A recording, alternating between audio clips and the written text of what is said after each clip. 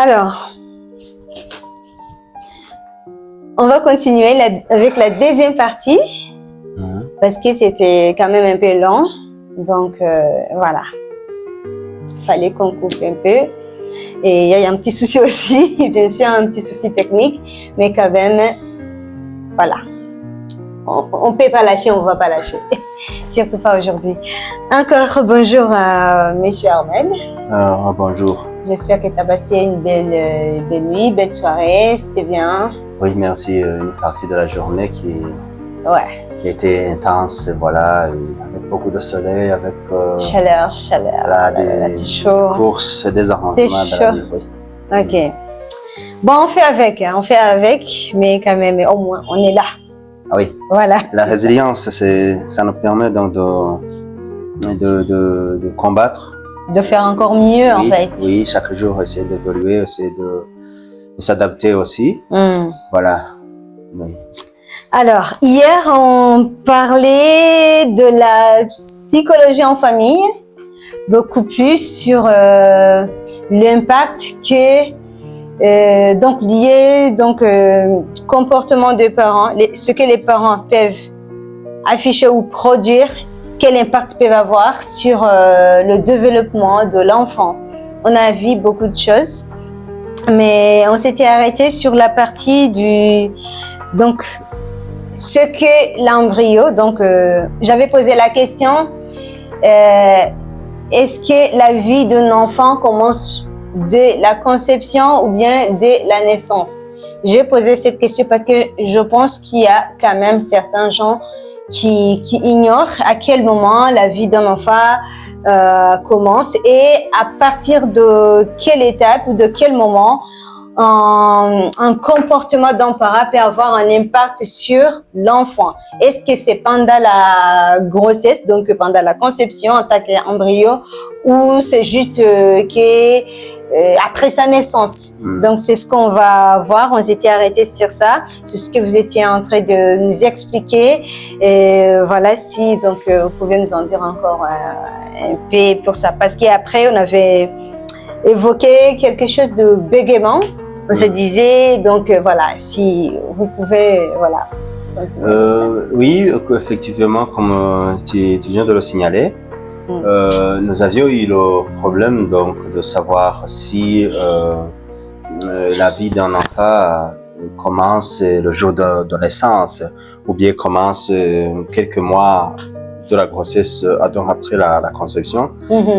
Et nous avons aussi pensé à la question de savoir à quel moment du développement intra-utérin qui est le comportement d'une maman pourrait impacter ou pourrait avoir donc des effets, que ce soit néfastes, on peut parler aussi des effets positifs sur l'embryon, sur le fœtus.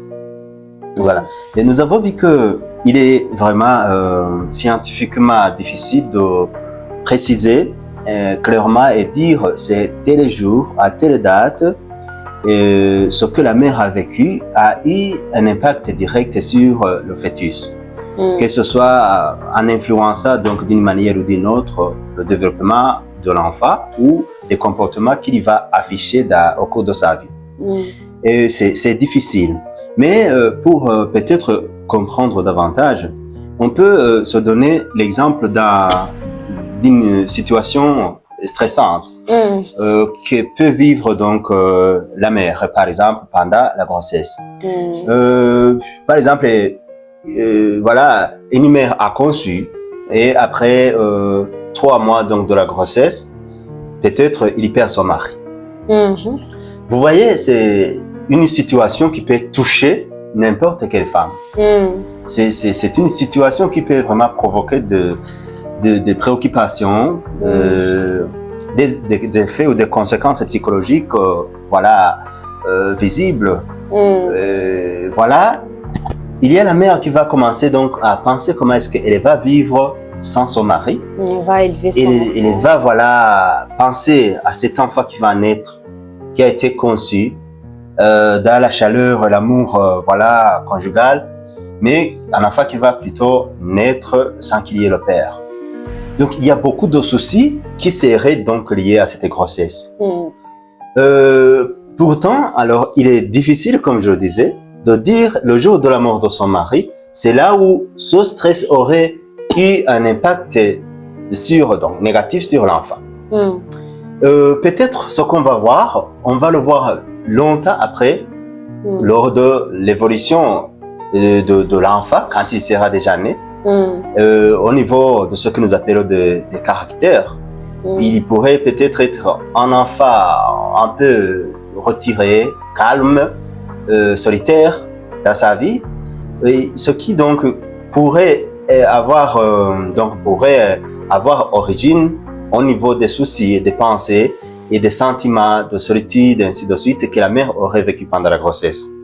Pourtant, il reste toujours difficile à diagnostiquer, à dire c'est tel jour, tel comportement, telle situation de la mère a provoqué tels effets sur l'enfant. Pourtant, ce sont des effets en tout cas qui peuvent impacter donc le fœtus à partir du moment où il y a ces situations un peu difficiles.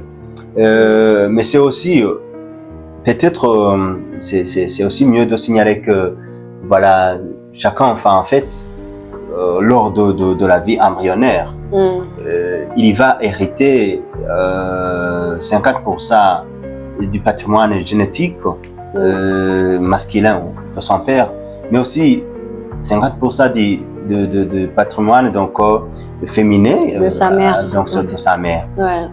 Voilà les effets psychologiques des situations traversées par les parents, par la maman pendant la grossesse, ne vont pas non plus avoir 100% d'impact dans la construction et le développement de l'enfant, mais il y aura interaction entre ces facteurs génétiques et ces facteurs donc environnementaux qui vont jouer sur le changement des hormones. Parce que vous voyez, c'est là où peut-être je peux revenir en répondant à la question ou à la préoccupation.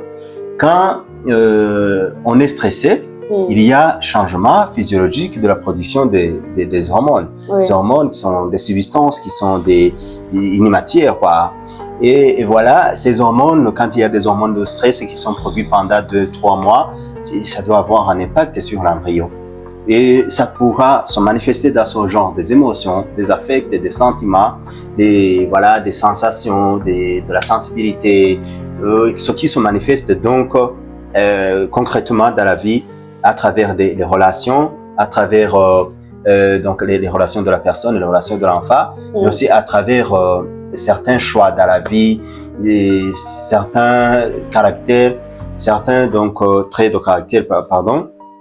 Donc, ce qui va alors constituer de toute façon une grande matière qu'on peut en tout cas étudier et traiter pendant beaucoup de temps pour savoir, sur une longue période, nous avons évalué ceci, les enfants qui sont grandis dans telle famille ou dans telle situation. Donc, les enfants dont les mères ont vécu telle ou telle autre situation ont eu tendance à être ou à se comporter de manière d'une autre dans leur vie infantile ou dans leur vie adolescente. Voilà. C'est quoi donc le rapport parce Pardon? que... Pardon? Mission de la ventilateur. Kuri 1 et puis hajya hejuru kugira iturune. iriko irakubwira cyane. Irashobora kuntera Oya, Jess ishobora nka birazwi. Uko ni bon? Ouais. Ok. Je disais donc, c'est quoi en fait le rapport entre donc le développement de l'enfant ou bien le système éducatif du parent et le bégaiement qu'on peut trouver chez certains enfants. Parce que parfois on dit que l'enfant peut bégayer à cause de, parce qu'on l'a, donc à cause du développement, donc il n'a pas eu donc un bon développement, ou soit il a été contraint d'utiliser l'autre main, comme ça. Est-ce qu'il y a le lien ou le rapport avec l'éducation que les parents donnent à l'enfant? Bon, le bégaiement... Est-ce que c'est psychologique en fait? Oui. En fait, le bégaiement, dans sa nature, dans sa définition, c'est un trouble en fait du langage. Un trouble du langage qui peut être des fois lié au niveau du développement de l'enfant. Donc, le développement du langage. Mais c'est aussi classé comme un trouble donc neurodéveloppemental, parce que donc les neurones, les parties donc du système nerveux qui sont impliquées dans la production du langage, ces parties peuvent avoir certains dysfonctionnements, certaines lacunes, et voilà, il n'y aura pas donc une bonne production du langage au niveau donc il n'y aura pas production du langage pendant une période donnée à laquelle l'enfant normalement devrait savoir produire des sons, des syllabes et construire des phrases. Donc c'est une lacune qui est liée au développement neuropsychologique. Donc neurones parce qu'il y a ces parties du cerveau qui sont impliquées dans le langage, qui peut-être n'articulent pas bien, ne contribuent pas bien à l'articulation des mots, à la production donc des phonèmes, ainsi de suite. D'un autre côté, le bégaiement, des fois, peut être lié en fait aux émotions ou aux facteurs psychologiques. Des fois, quelqu'un qui parle à l'aise, quand il n'est pas pressé, quand il n'est pas stressé, il peut se retrouver en train de bégayer quand il y a une situation donc stressante. Ah oui. Donc, quand il y a de la colère, c'est-à-dire c'est qu'il y a beaucoup d'émotions pendant ce moment, et c'est comme si les mots sont ne sont pas bien coordonnés, ou bien il y a beaucoup de mots, il a du mal à trouver de quel de mots. Au niveau donc de la neuropsychologie, il y a ce problème de surproduction des émotions qui vont dans un moment donc couper le fonctionnement d'autres zones, et il y a toute la force donc du système nerveux qui serait pas toute la force effectivement, mais beaucoup de forces qui seraient orientées vers la gestion de cette colère. Et c'est pour cela qu'il y a d'autres parties qui sont inhibées. Donc, les parties là, donc, de production du langage sont inhibées au profit donc, de la manifestation de la colère. Et ça, c'est psychologique. Ça ne serait pas peut-être lié à ces troubles neurodéveloppementaux. Alors, le bégaiement peut avoir origine dans ces dysfonctionnements neurodéveloppementaux. Le bégaiement peut avoir origine, avoir des facteurs, dans ce sens-là neurodéveloppemental, avec des dysfonctionnements neurodéveloppementaux, où ça peut avoir des liens avec des circonstances de la vie, où l'enfant, ou même une personne adulte se trouve confronté à une production énorme des émotions, et il ne peut plus produire donc des mots compréhensibles suite donc à l'inhibition de certaines parties ou de certains aspects donc du fonctionnement du langage. Voilà. Okay. Merci. Alors, là, je viens de penser à quelque chose aussi par rapport aux préférences des enfants. Parfois, dans la famille, les parents ou les membres de famille en général souhaitent que les enfants les écoutent, respectent. Oui. Sauf que les enfants, eux aussi, ont besoin d'être en fait écoutés. Chose qu'on ignore souvent et que parfois les parents vraiment ne respectent pas. C'est très important. Là, je vais donner un exemple. L'enfant peut se sentir donc intéressé par tel domaine, mais les parents vont dire non, tel domaine, non, ça te va pas, ça va pas, le monde d'aujourd'hui, viens faire ceci, ça ira mieux. Par exemple, si tu vas faire de la musique, non, tu vas devenir délinquant, ou donc là, je parlais bien, donc ça dépend donc de culture. Dans ce cas, du coup, que diriez-vous en fait? Est-ce qu'il y a un impact sur la réalisation personnelle. Voilà, aussi de l'enfant en fait. Ouais, quand l'enfant a été contrarié ou a été forcé de faire des choses vraiment qui ne l'intéressaient pas au départ. C'est bon, voilà, là je vais peut-être parler de trois choses, principalement pour pouvoir comprendre l'impact que la contradiction donc qui s'observe des fois dans l'orientation des enfants peut avoir sur leur développement personnel, sur leur réussite scolaire ou sur leur réussite de la vie ou la réalisation, ce que je peux appeler la réalisation personnelle. Principalement, je dis que il y a donc 5 grandes, il y a 5 principales manières d'éduquer donc les enfants en famille.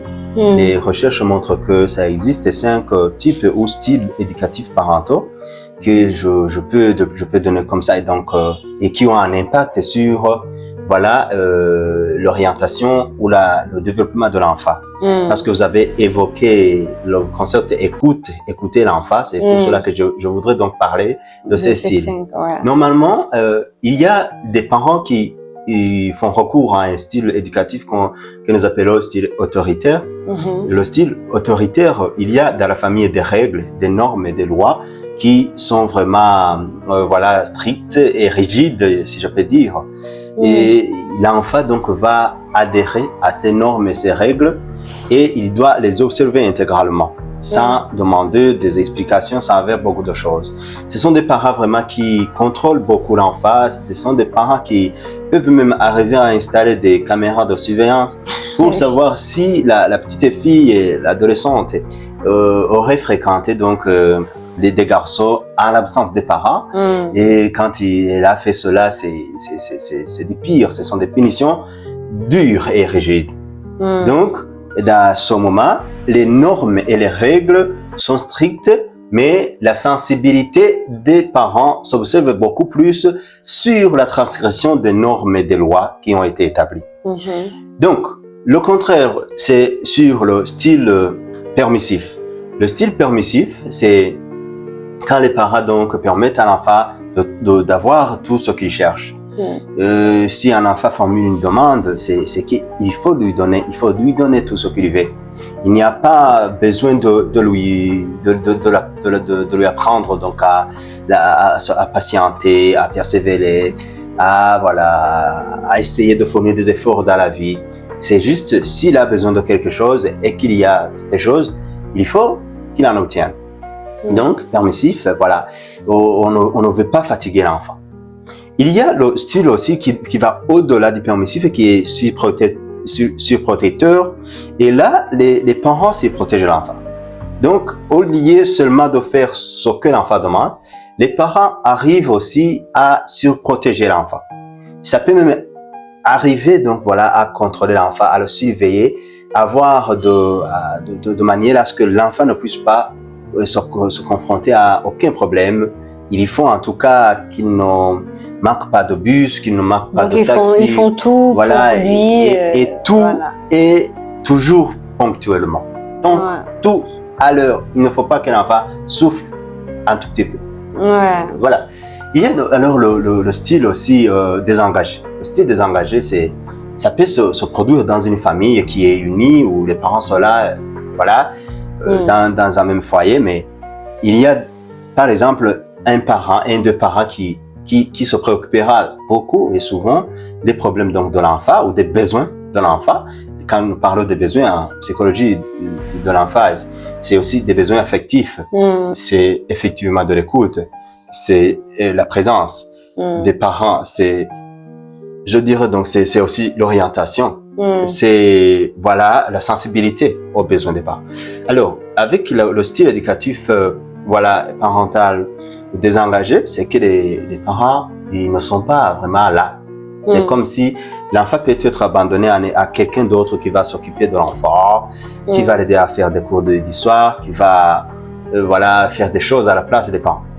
Mais aussi c'est un style qui peut se voir quand les enfants, les jeunes adolescents quittent le foyer familial pour aller vivre dans la rue ou être des enfants à la rue, parce que ce sont des concepts aussi des interventions psychosociales qui qui nous permettent d'identifier donc les enfants si ils ont des ménages dans lesquels ils logent le soir ou non. Donc, voilà. Donc enfant à la rue et enfant de la rue. De la rue, mais aussi enfant dans la rue. Donc voilà. Donc c'est-à-dire les enfants, dans ce moment, ils s'occupent de tout.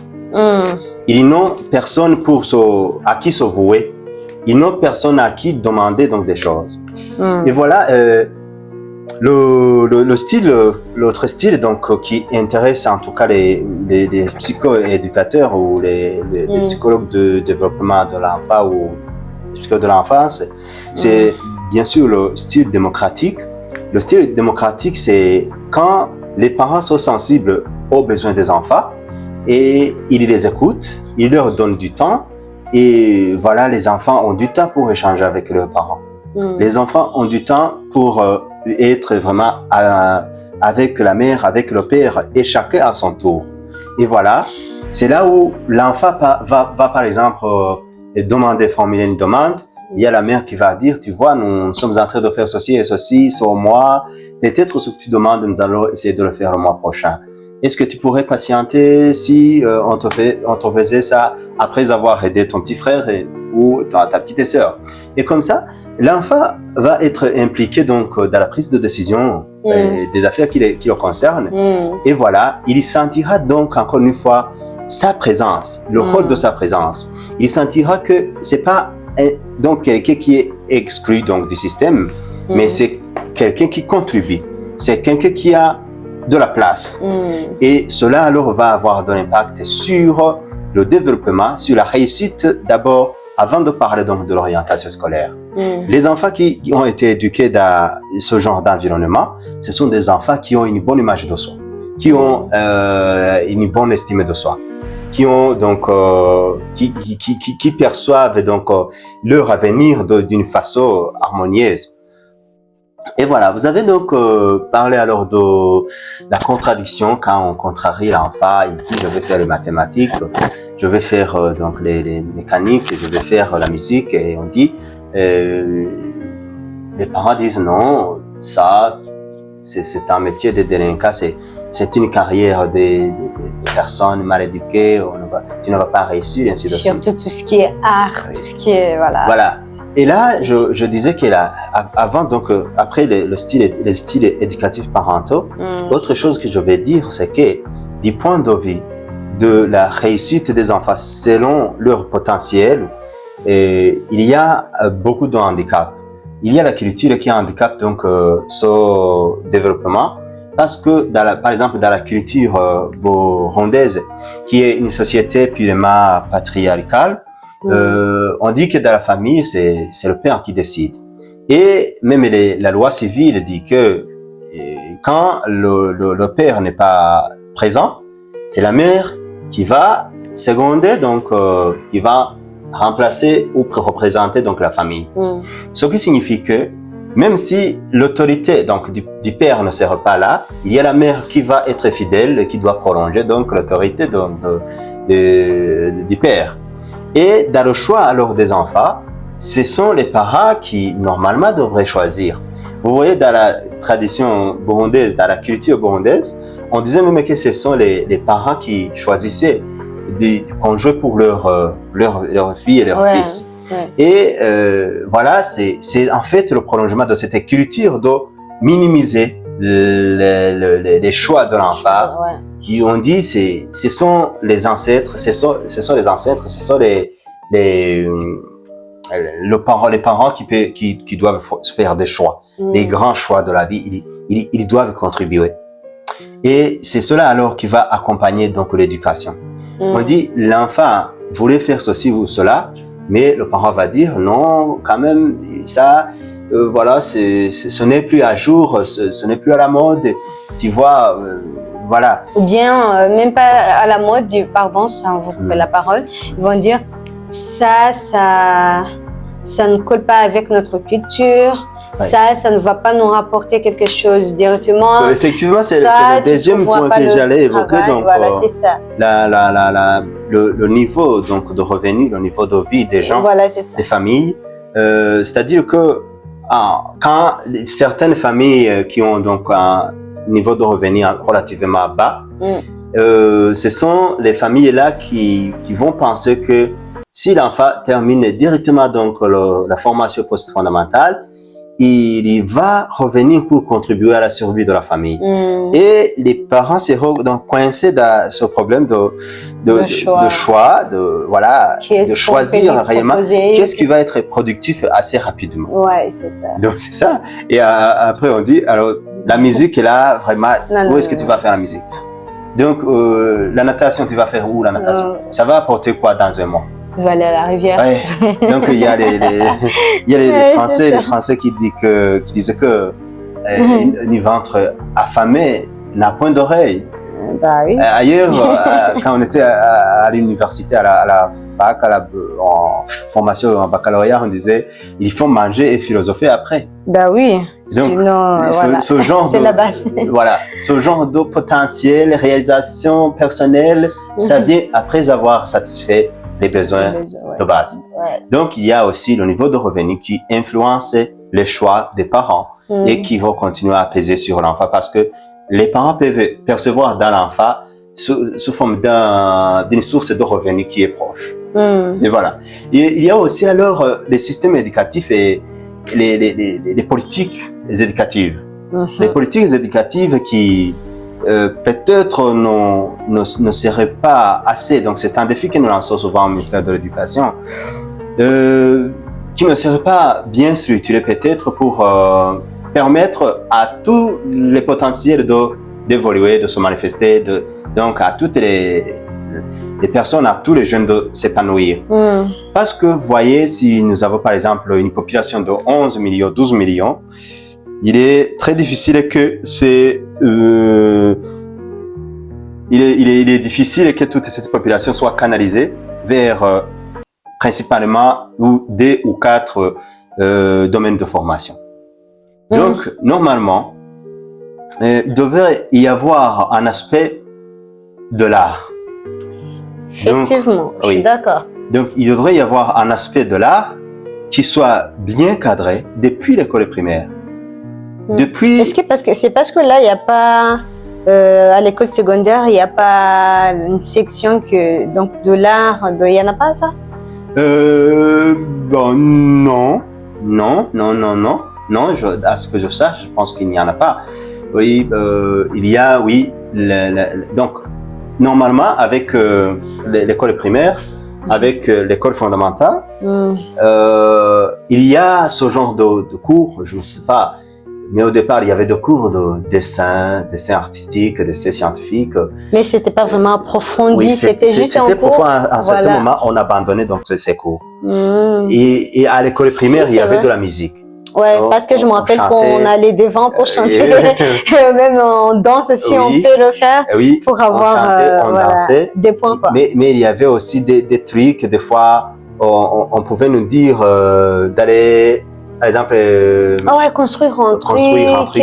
Voilà. Forger un truc comme ça si on est capable. Soit des cordes en herbe, voilà, ou bien des bateaux, ou bien des marionnettes, des choses comme ça. Mais c'était vraiment à bas niveau.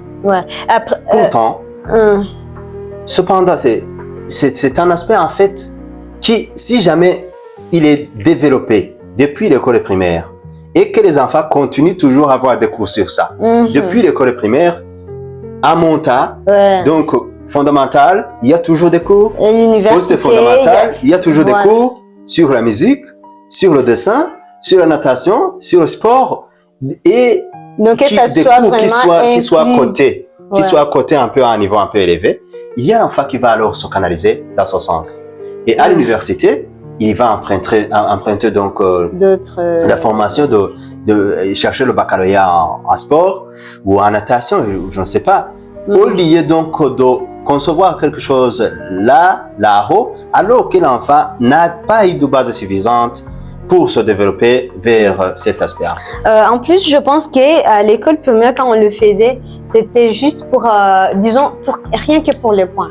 C'était pour les points. Oui, c'était pas quelque chose qui vraiment a été pensé de les deux parts pour que... Comme une politique. Voilà, comme un projet en long terme, comme quelque chose vraiment, on va le faire pour aider les enfants qui ont des talents en ça. Oui. Parce que si c'était ça, bien dès le départ, ça aurait été accompagné jusqu'à l'université. Mais on le faisait comme si, bon voilà, on le fait pour dire comme quoi on le fait.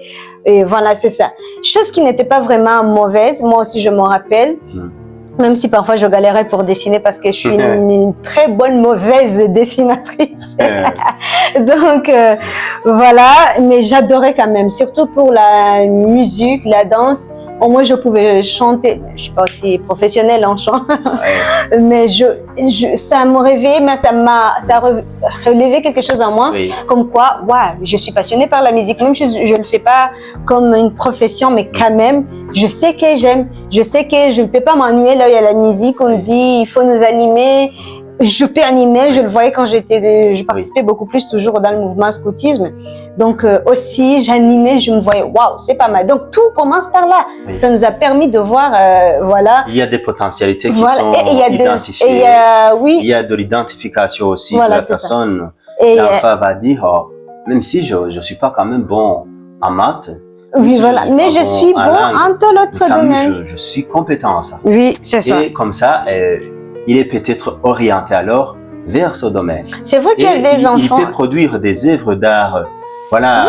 Oui. Aujourd'hui, il y en a beaucoup de jeunes ici au Burundi vraiment qui font des mais ils sont forts. Beau travail, ils bricolent, ils essaient de se canaliser donc le chemin. Voilà. Pourtant, c'est quelque chose à soutenir. C'est un domaine un peu énorme.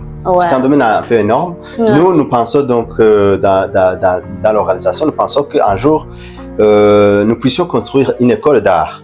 Une école d'art qui englobe en tout cas une formation à partir de l'éducation de base et voilà, primaire, ainsi de suite. Si en tout cas on pouvait trouver par exemple de partenariats avec, sauf que je lance mon projet, mais c'est en tout cas quelque chose à laquelle nous pensons donc voilà, travailler. Voilà, c'est alors en tout cas une chose énorme pour répondre finalement à la question posée de savoir qu'est-ce qui va être comme conséquence quand on contrarie l'enfant dans ce qui lui passionne, passionne, dans ce qu'il entendait dans son fort intérieur, qu'il pouvait donc être compétent et qu'on l'empêche de le faire, de le suivre. C'est lié, comme je le disais, au style éducatif parentaux qui n'écoutent pas les besoins, par exemple, des enfants. C'est ça. C'est lié à la culture qui limite en fait les potentialités, qui voilà ne laisse pas s'épanouir certaines potentialités des enfants. Ou le gouvernement aussi, donc, parfois, aux politiques éducatives qui sont en tout cas mises en place par les chargés de l'éducation dans le ministère. Et voilà, il y a l'enfant alors comme conséquence qui va faire le truc, qui va apprendre ce que on l'a forcé d'apprendre.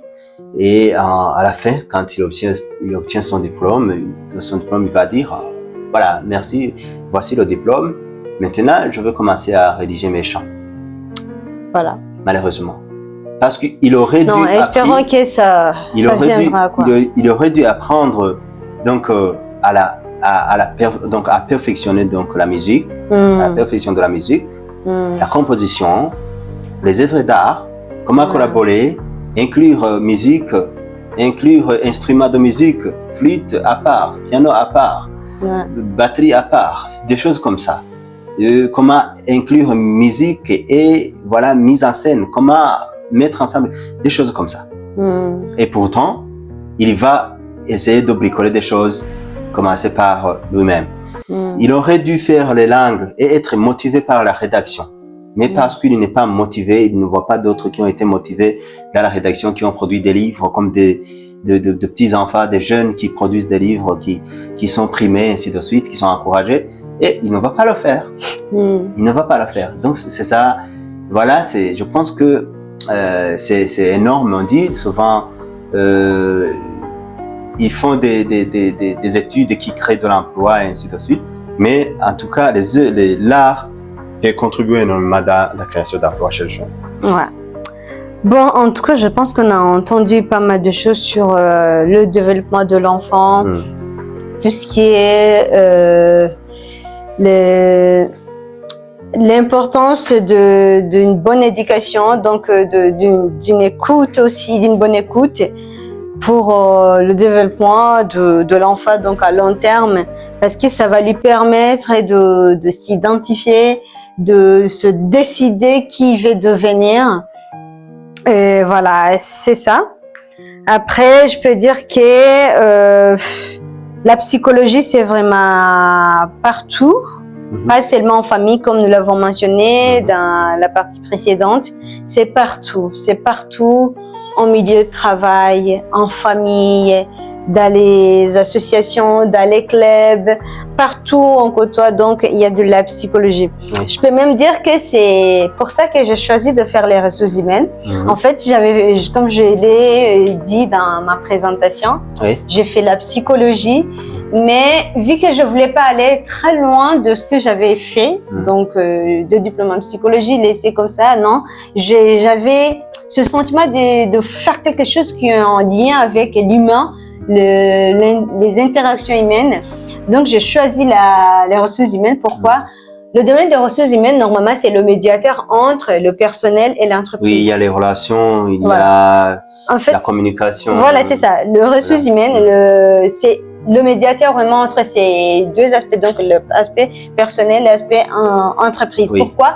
Parce qu'il doit jouer un rôle à ce que le personnel se sente mieux au travail. Si on dit se sente mieux, c'est pas qu'on doit faire tout à 100%, mais quand même la condition de vie, la qualité de vie au travail, donc ce qu'on appelle la QVCT, c'est la qualité de vie et conditions de travail. Donc ça, c'est quand c'est vraiment bien géré, bien organisé, il y a de l'impact sur la performance de l'entreprise. Ce qui veut dire que il y a vraiment cette nécessité de bien comprendre l'humain d'abord, dans son être d'abord, à titre individuel, mais aussi comment cet individu peut contribuer à l'épanouissement de l'organisation, de l'autre et de l'organisation, en fait, c'est ça. Donc ça, c'est très important. Je sais pas alors si vous avez encore quelque chose à rajouter par rapport à ça, si c'est un petit résumé à ce qu'on a dit avant de donner les informations de l'adresse de l'association, voilà, de faire appel aussi aux partenaires, pourquoi pas, par rapport au projet que vous avez à présenter. Donc on commence d'abord par le résumé, clôturer un peu, voilà. Oui. Donc, nous avons vu que, bien sûr, d'abord, merci pour l'entretien, pour les échanges. C'est fort intéressant. Oui, parce que, vous voyez, dans notre société, nous travaillons pour, bien sûr, aider à la communauté d'accéder à l'information en santé mentale. Et voilà, l'accès à l'information en santé mentale, c'est aussi une manière de prévenir beaucoup de troubles, beaucoup de problèmes sociaux, beaucoup de problèmes mentaux, beaucoup de troubles socio-économiques, ainsi de suite. Et voilà, nous avons aujourd'hui focalisé l'attention sur l'éducation, donc le rôle de la psychologie en famille. Voilà, l'éducation, comment est-ce que le vécu de la mère peut avoir de l'impact sur le développement de l'enfant. Nous avons parlé de quelques troubles de développement, comme le bégaiement, si c'est lié donc aux facteurs environnementaux ou sociaux. Oui, si ça serait psychologique ou non. Nous avons vu que ça émane bien sûr du développement psychologique, surtout dans les zones qui sont impliquées, des zones du cerveau qui sont impliquées dans le traitement du langage. Nous avons vu que des fois ça peut être lié donc à l'émergence des émotions intenses qui sont un peu difficilement gérées par le système nerveux. Et il y a des parties qui seraient inhibées pour que voilà, il y ait d'abord la gestion donc de l'émotion qui est intense dans le moment. Nous avons pu parler aussi de la contradiction des enfants qui voulaient emprunter un chemin, une carrière d'études qui leur semble être meilleure selon leur potentialité, selon leur compétences, capacités aussi. Leurs capacités, leurs orientations, mais qui se retrouvent souvent bloqués par la culture, Ah, Ou les souhaits des éducatifs, parents les aussi. souhaits des parents, la Ouais. pauvreté, tout ça, Ouais, ça et aussi. l'organisation donc des politiques et de l'éducation qui peuvent aussi ne pas avoir pensé à ce genre vraiment de réalisation personnelle. C'est voilà ce que nous pouvons dire et Exactement. voilà sur peut-être notre travail, sur notre organisation. Comme je le disais, nous travaillons pour la promotion, bien sûr, de la santé mentale au travail, chez les jeunes, dans la communauté, mais aussi en famille, parce que nous englobons donc, toutes ces dimensions, parce que vous voyez, l'enfant ou la personne humaine, elle est à la fois individuelle, et donc il est individuel, la personne est individuelle, mais c'est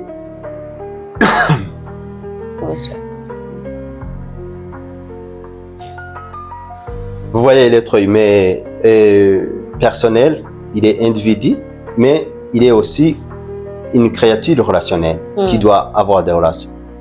Il est difficile donc de contribuer au bien-être d'un jeune à l'école sans qu'on puisse vraiment aussi intégrer le côté familial.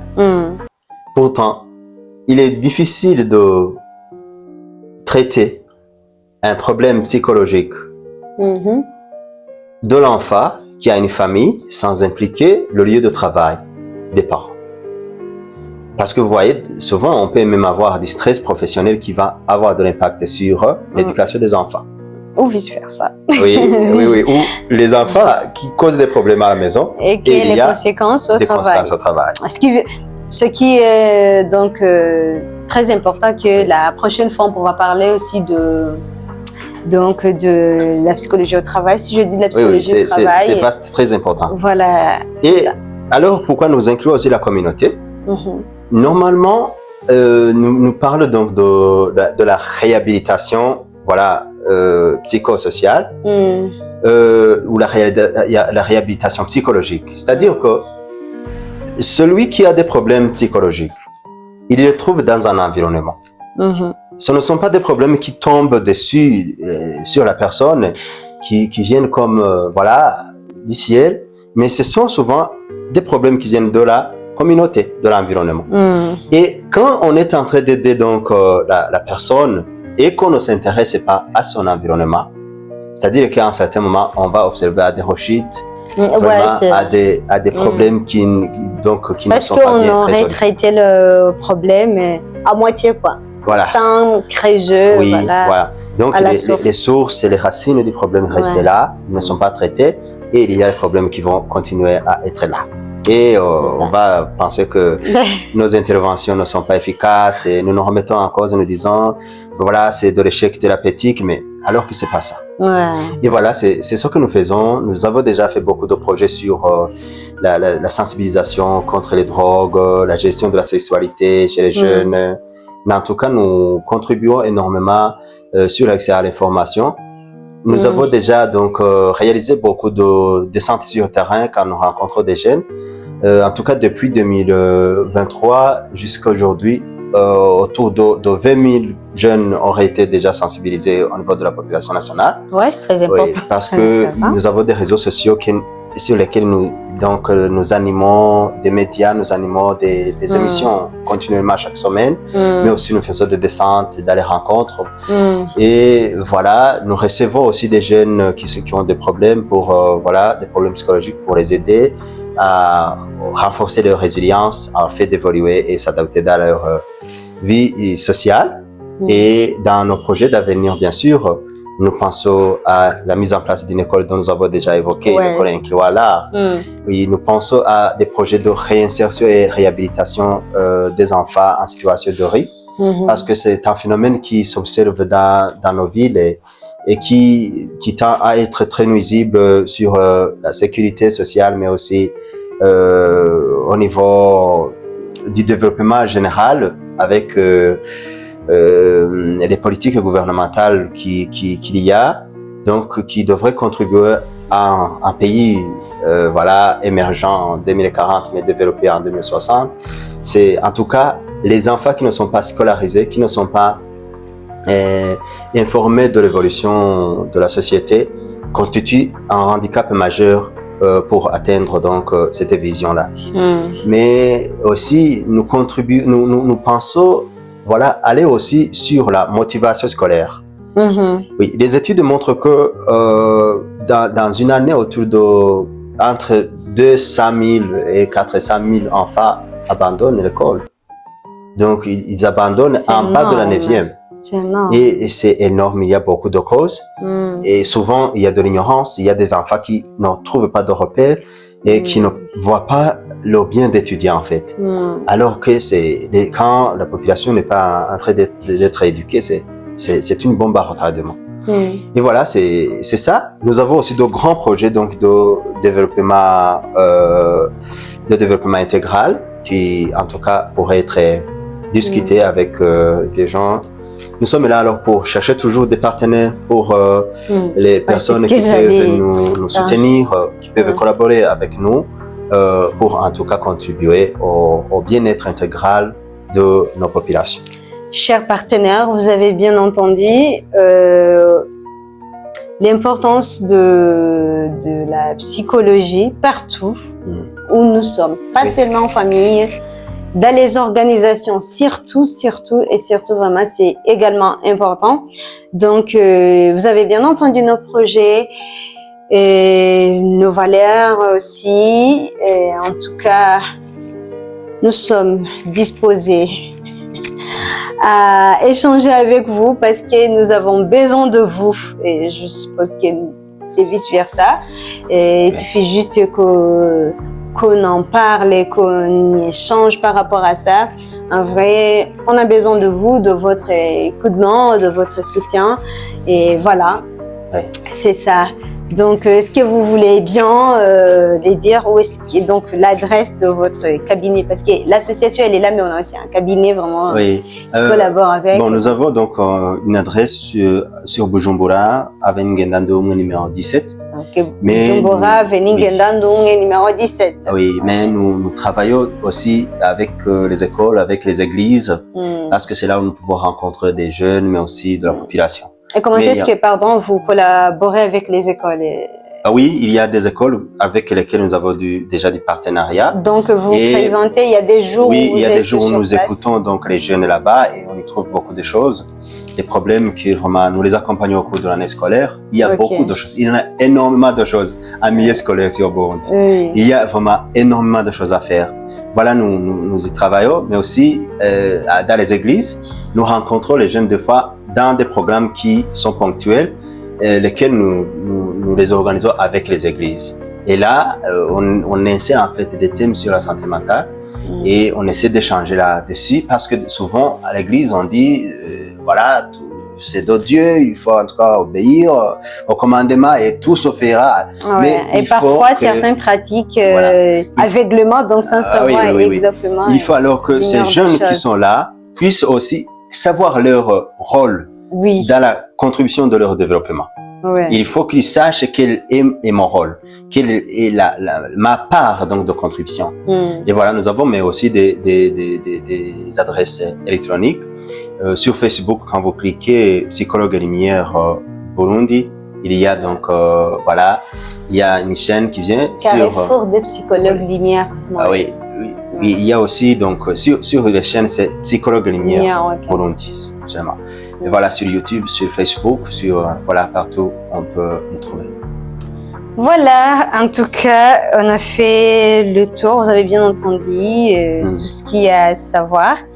Alors, on est prêt à lire vos commentaires, vos suggestions sur quel type de sujet on peut travailler encore.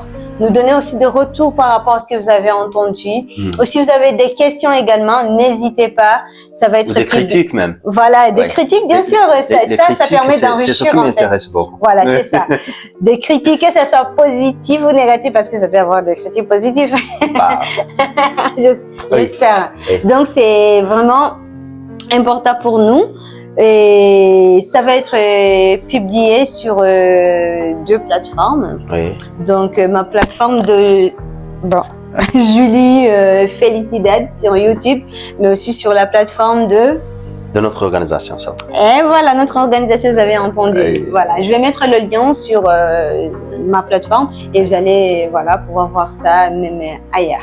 N'hésitez pas vraiment de partager, surtout de vous abonner sur ma chaîne et sur la chaîne de CPL, donc Psychologue Lumière du Burundi. Oui. N'hésitez pas vraiment de partager la petite notification au cas où il y a une nouvelle émission qui a été postée pour que vous puissiez donc suivre, vous soyez les premiers à voir ça. Et voilà, c'est ça. Et s'abonner, on s'abonne pour apprendre. On s'arrête jamais d'apprendre parce que plus il y a de l'évolution donc au niveau mondial et plus il y a de nouvelles choses, plus on découvre, plus on apprend en fait. Avant les années précédentes, la psychologie, comment elle était, c'est pas la même chose qu'aujourd'hui. Il y a eu beaucoup de choses qui sont en train de changer. Donc voilà, ce qui fait que même les sciences, il faut que ça s'améliore, même les pratiques. Donc, et surtout quand c'est très important, vraiment, il faut, apprendre. Il faut pas se fatiguer. Ouais. Et voilà, heureusement, il y a des gens qui nous apprennent. Voilà. Oui, CPL, moi, on est là. Bon, monsieur Arakazandorouang. C'est long comme nom. Monsieur Armel. La raison pour laquelle je l'appelle vraiment Armel. Monsieur psychologue Armel, je vous remercie infiniment. C'est moi aussi qui vous remercie. Infiniment du temps, surtout, et de cet échange.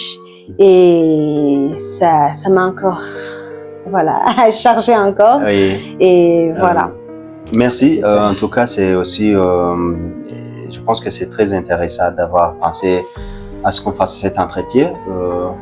Il y avait longtemps sans échanger sur des choses de santé mentale, mais aussi de nos charges de psychologue. Et voilà. Et c'est comme ça que nous pouvons aussi contribuer donc à la communication dans notre domaine. Ouais, c'est ça. Bon, chers spectateurs, merci beaucoup. On vous dit à la prochaine. Bye.